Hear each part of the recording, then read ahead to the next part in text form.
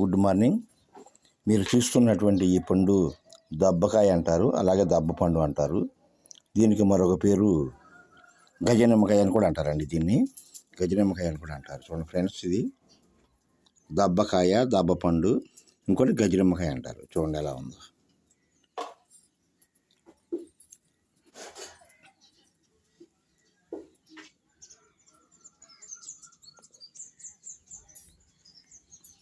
దీన్ని మన ఇళ్ళ ఆడవారు పులిహార చేసుకుంటే బాగుంటుందండి.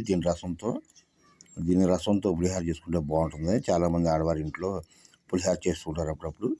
మా ఫ్రెండ్ వాళ్ళు ఇచ్చారు దబ్బ పండు. చూడండి ఒకసారి.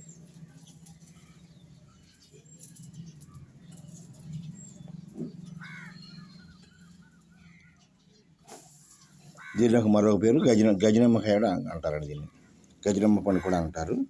దీన్ని మనం దబ్బ పండు అంటాం, దబ్బకాయ. చూడండి ఫ్రెండ్స్, ఓకే, బాయ్.